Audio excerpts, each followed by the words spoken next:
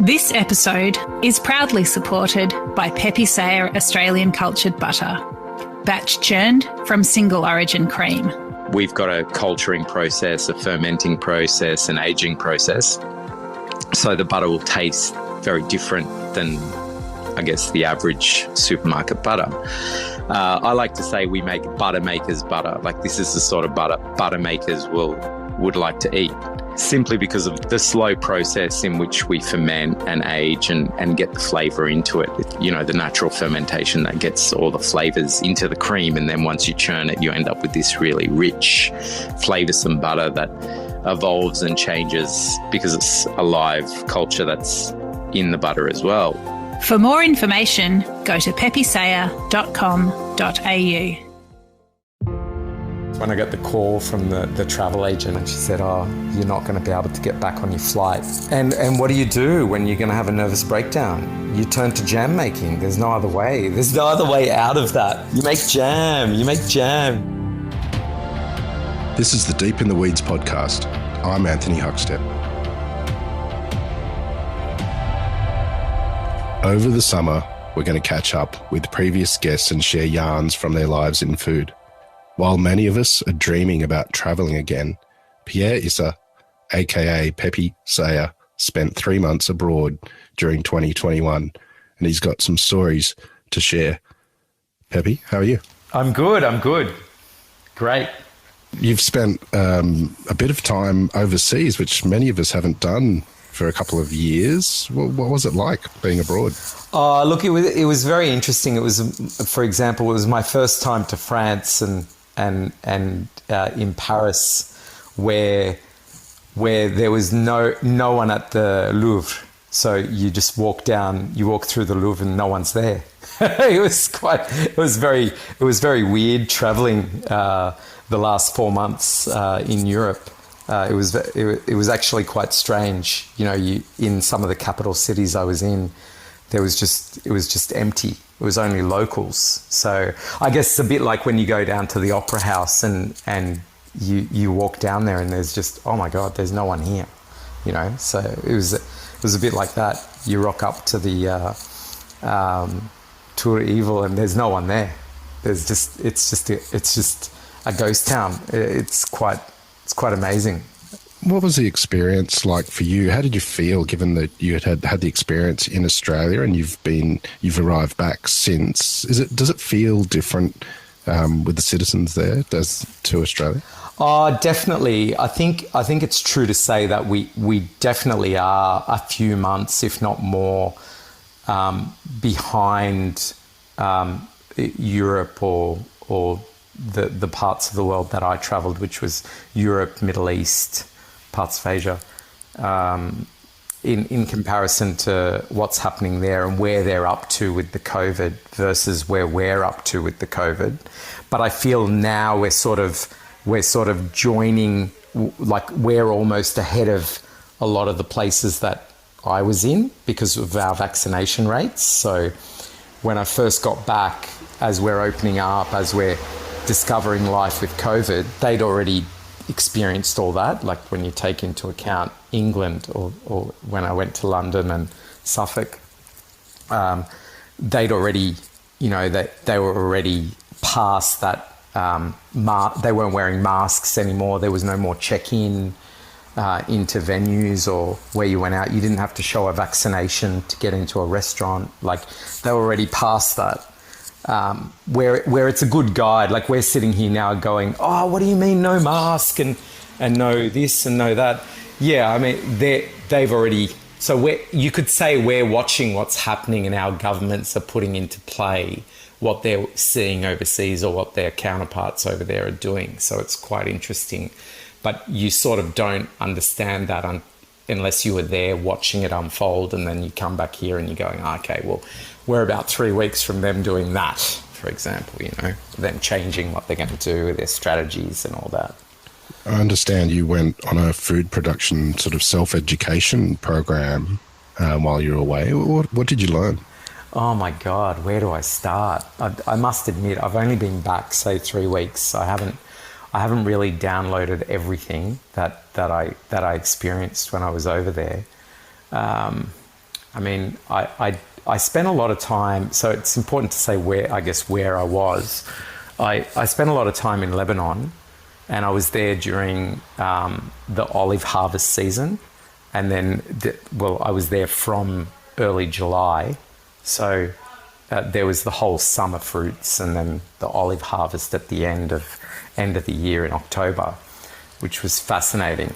And I spent a lot of time on a fishing boat every morning fishing for some beautiful fish for my lunch or morning tea. So that was quite good. And then I was, off to Turkey to visit Soma from Effendi and restaurant, and he's one of the master chef hosts over there. So I went and paid him a visit and learned how to make kaymak, which is like a clotted cream, and then went over to see Johnny at Fen Farm in England, and a few other places, a few other things I went to do. I went to learn or meet this cheesemaker at Helsinki University that made cheese from the milk. The university has some cows right near the airport in Helsinki. So there was quite a lot that I was exposed to, and I was actually searching for them to learn as much as I could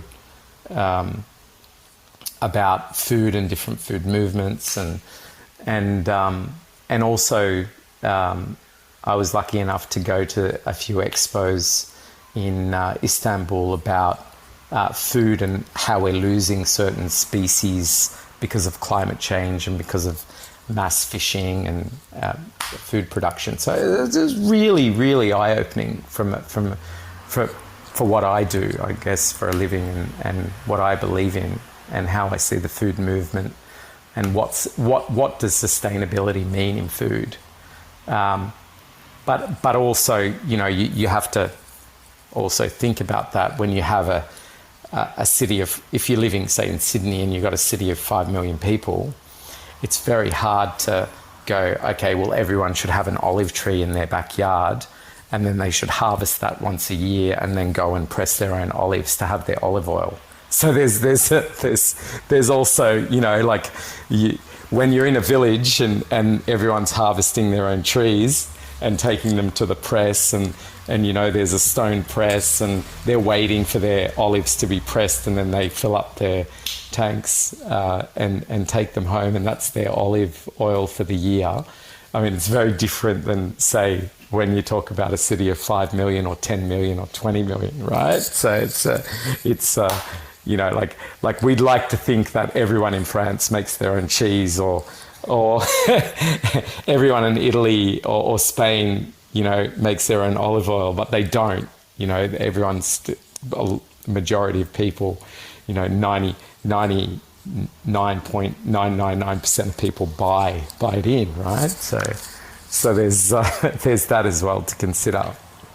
On the surface, cheese making doesn't seem that far removed from what you do with butter, but what surprised you about what you've learnt with cheese making? I think, so when I originally went to Lebanon, my plan was to, I went there on compassionate reasons. We had a death in the family. I had to look after my dad for a month because he couldn't look after himself. He has dialysis, and we didn't have anyone to do that. So I, out of myself and my siblings, I was in the best position to go over and do that. My other sister that lives in the UK, she went before me, and then I went and covered her. So we sort of tag teamed on that. But one of the plans, I knew I was going to be over there for a while, for at least a month and a half. So I wanted to learn everything I could about the soft cheese they make in Lebanon. So I made it my mission to, as soon as I got into the village, I was like asking everyone, who makes cheese here? Who's got cows? Who's got, like this sort of thing I would do here if I wanted to know something. And then, every auntie in the village was sort of like, I make cheese, and come. And then another one would tell me, I make cheese. And then this person had cows. And so I'd go up my morning would start, say, on the fishing boat, come off the fishing boat, try some raw fish. Then by lunchtime, I'm at one of the aunties' houses, not my aunties, I mean an elder in the village. And then they're teaching me how to make the cheese. And then it's like, okay, well, I need to see the cows. I want to meet the cows. And then, by the time I found, this guy, no, he adds water to his milk. You don't want to use his milk. And you got all that sort of stuff going on there. And then by the time you find, and then it's like okay, well, we got to get to the bottom of this. So I decided, well, the only person that knows anything about anything is going to be the local priest. So I called up the local priest and I'm like, Abuna Rene, like Father Rene, tell me, who's got the best milk in the village? And he's like, yeah, you only want to talk to this guy. This is the guy. So I'd make my way. So I'd call them and introduce myself and can I come? And then you can't come before 5:30 because that's when the milk comes. So you'd go get the milk, and so it was really, really good. It was really good to go back to that, because that's what it was sort of like in my childhood when I grew up in Lebanon. That's what it was like when we made yogurt or cheese or anything. You sort of had to go direct to the source to get the real beautiful produce. So it was, but it was very interesting because there was so many variables and it was so complex. So there was no fuel in Lebanon at the time. There was 1 hour of electricity a day. There was no fuel and no diesel. So what was interesting about it, and the inflation was like, it was 20 things. So their currency. So for every dollar, you bought 20 times more of their currency. So $1 was 20,000 liras, where when I was there 2 years ago, $1 was 1,500 liras. So the inflation was times 20. And so what was interesting about that is you saw how people couldn't, because they import a lot of their meat there, and so people couldn't afford imports anymore. So you saw a lot of people going back to the land, going back to, the person with the piece of land that had chickens on it and had his own eggs became the only option for people to buy eggs. So the stores no longer were relevant in that sense because people couldn't afford to go to the stores anymore and buy those staples. They were starting to go back to, this guy up here has milk, this guy over here has eggs, this lady over here has, grapes. So it really became like that. It was really fascinating to watch and there was no fuel to do long trips. There was no diesel to run generators. Like one of the most amazing things I saw, I was in Byblos and I was walking along the cliff road going into the city, and there was some greenhouses there, and the guy was in the greenhouses and he had the plow attached to a donkey and he was plowing inside of the greenhouses. I mean, it was fascinating stuff. Like, that was just mind-blowing to me. Because, okay, maybe to someone that lived there, that wouldn't have been that fascinating. I give you that. But to me, living here in first world country, I mean, it's not very often you see someone ploughing the field with a donkey, like it's not exactly the done thing. They have a tractor, they have a John Deere, latest model. So it was very, very interesting living through that. And then because I got stuck there, because the border to Australia was locked, I ended up spending more time over that 4-month period of traveling, and then, seeing a lot more of that as the economy got worse and worse and worse.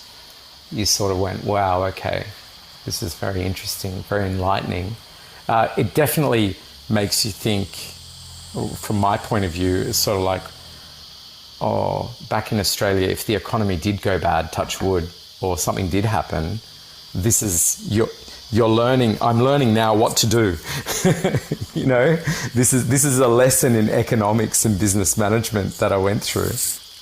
Where do you see the future of food and primary production? Definitely away from the way we're going now. I mean, we're sort of midway. When you go to Europe, you really feel like the packaged food, ready-to-eat food, the massive packaging, plastic and everything. Like you're in a place like Zurich. I was in Zurich. I was in Switzerland. I walked into one of their supermarkets. I think they're called co-op stores. Everything's ready to eat. Everything's packaged. Everything's like mass amounts of packaging, which is sort of what we here in Australia have tried to move away from, I guess. There's a push to move away from that, but then we keep going back to that single serve, take home, throw in the microwave or in the oven, that sort of thing. And that in itself I see it as a very unsustainable way to eat. You just, that is like, it creates a lot of rubbish. It creates, it costs a lot more to do. People are paying more. So it's like all geared upon just mass disposable income, you know? So if we're training our uni students to eat like this, or people that live away from home to eat like that, let's just take that as an example. Zurich might be full of uni students, I don't know. But how are they going to eat when they're older? So we're not laying any great foundations. And we're talking about a first world country here, Switzerland. When you compare that to how you're eating in a third world country, we've got a lot to learn from how people that are not fortunate with their economic situation. So if you ask me what I learned, look at third world, how they're eating, and that's probably how we need to start eating, rather than going, we're rich, we can just eat everything. You know, like, you got to question that. You got to question that. Like, I walk into a supermarket here and I look and I go, oh my God, like where is this all heading? Because you just got, everything's packed for, you know, your snow peas are packed in little packs of 100 gram. Like, oh, you're kidding.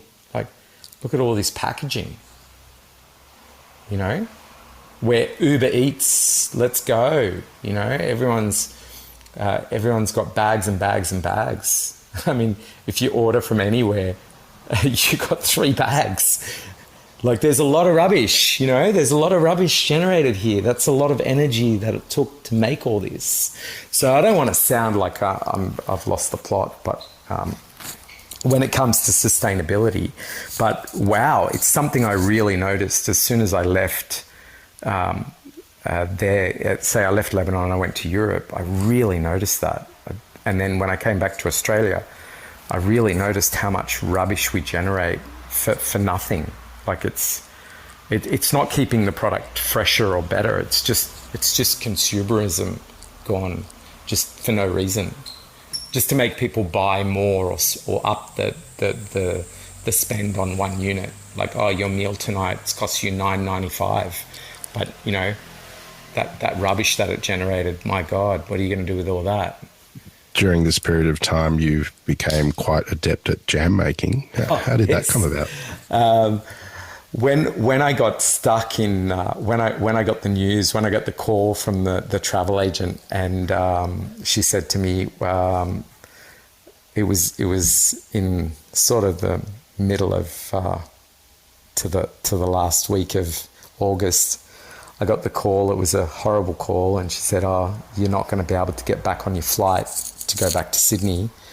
I said, "Well, when do I get back?" And she said, "Oh, the end of 24th of November." And I think I turned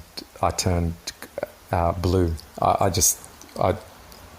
was going to have a nervous breakdown when I got that news. It was terrifying. And what do you do when you're going to have a nervous breakdown? You turn to jam making. There's no other way. There's no other way out of that, you know? Like, there's no other way, right, Hucks? You make jam. You make jam. You just, you know.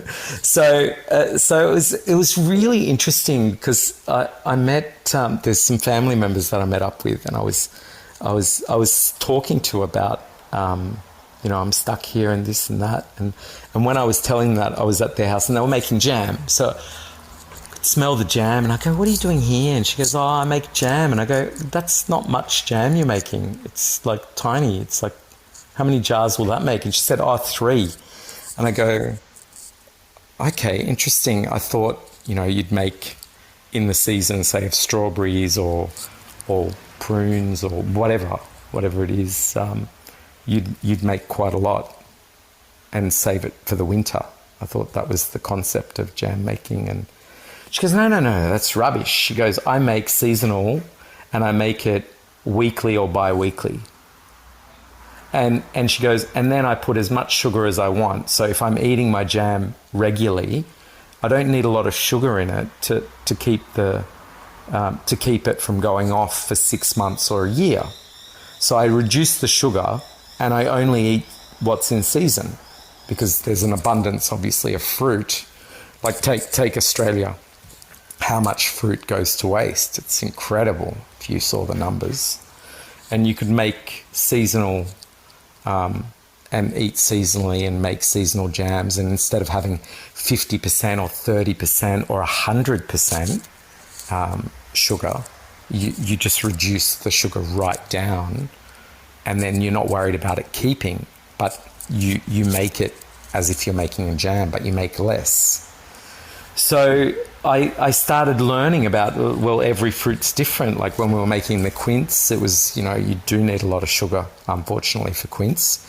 But, you know, when you're making strawberries, like strawberries and raspberries mixed together, you don't need a lot of sugar. You can go with 10-15% sugar and you can get this most incredible jam that lasts, say, a month. You know, you don't need it to last more than that anyway if you eat a lot of jam. So it became a bit of an obsession along with the cheese making, and then, you know, everything else I did was almost an obsession. I had nothing else to do except to work a little bit when you know, the time difference was, you know, I was still doing my part of my job, which is, say, marketing, doing the social media for Pepe Saya, doing the product development. And then, but at the end, Mel's here and she took the reins over everything. So I was just reporting back to her with what needed to be done from my end, and she was doing the rest. I did have a lot of spare time. A little earlier, you mentioned you were on a fishing boat. Tell me about the typical day on the boat. Well, the day starts at 5 a.m. We'd get down to the Mina or the port, and then we'd jump on the fluka, they're called. They're beautiful little boats for the Mediterranean. And then we'd basically, you'd pack your coffee and your breakfast, and you get on the boat and you go out. You don't go more than about 6 Ks offshore, otherwise you need another license. But after 6 Ks, you get all the tuna. But we were mainly going out for mac tuna, which is a small variety. It's a variety of tuna, which is beautiful raw. So mac tuna, people do cook it, but a lot of people like it cooked. I think it goes a bit tough cooked. But raw, it is magnificent raw, whether you have it with, however you have sashimi, however you like it. I mean, I was having it because soy sauce wasn't available because they were in the middle of a crisis.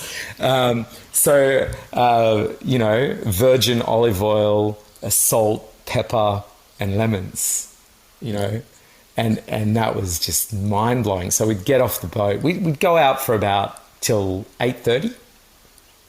Then we'd go back to the house. We'd skin it, you know, bone cut it, all that, prepare it, and just eat it with just fresh lemon juice, olive oil, salt and pepper in some Lebanese bread. And it was just to die for. It just melt in your mouth. And then straight after that, we'd be down for our 2K swim. And then after the 2K swim, it would be breakfast again. And then it would basically be jam making or cheese making most days. And then by then the Sydney office would be open. So Sydney would be open, and then I'd work in the afternoon with the guys. So it was quite good. Given this extraordinary trip that you had and the experiences, how are you approaching Pepe Saya into 2022 and beyond? Has this experience affected the way you want to take the brand? Yeah, it definitely has. It definitely has. I think that more than anything, I believe we're on the right track as being a holistic, batch-made butter that we are. We haven't changed anything from that side of the business since we started. I'd like to continue like that and stay true to what we set out to do from the start. I think this experience has really, brought that home for me as no, this is the right way to go. But as well, the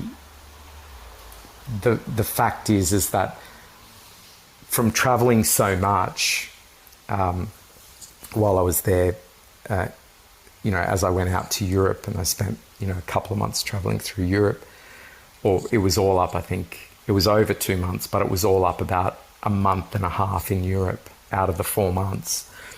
It definitely showed me that there's a big world out here, and most of the products that I came across in my travels were just mass-produced products on shelves. Like it's very hard to find artisan products. That's what I saw. How did it feel when you arrived back in Australia? Look, it was great to be back. Even though I did have quite a good time over there, it's very, very hard being away from your family and kids. Let me put it that way. It's just like your wife and kids. It's like if they were with me, amazing. I would say, I'll see you in a couple of years. But it's not the case. It's a very hard thing to do. It puts a lot of strain on relationships, and it puts a lot of strain on your life. So your life is on hold for that period, and you're just filling up time, really. But to come back was incredible. Other than seeing Melissa and the kids and just wow, that was incredible. It was really, I had butterflies in the plane landing, thinking, wow, I can't wait to see them again.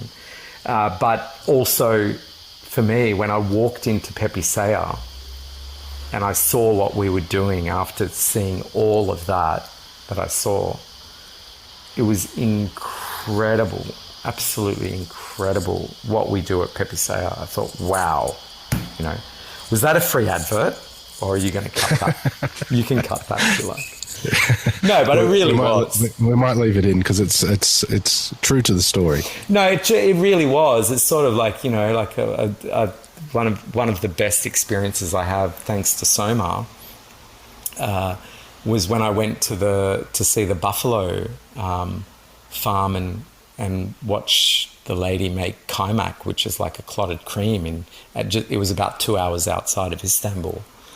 On a farm, and this lady that I went to visit, that he set me up with to go and visit the farm, was like, she goes, we don't take anything from the government, so no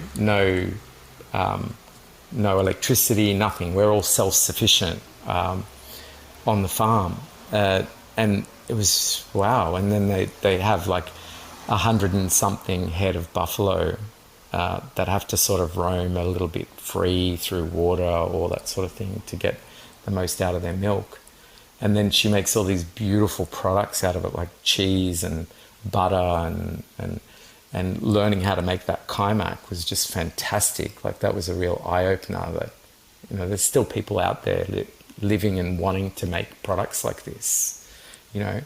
And the mind-blowing thing about it, her products were just incredible, off the chart, the products she was making.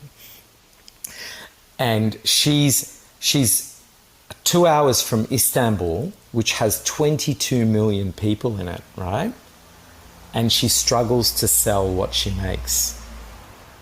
Like that, I was just sitting there going, what do you mean you struggle to sell what you make?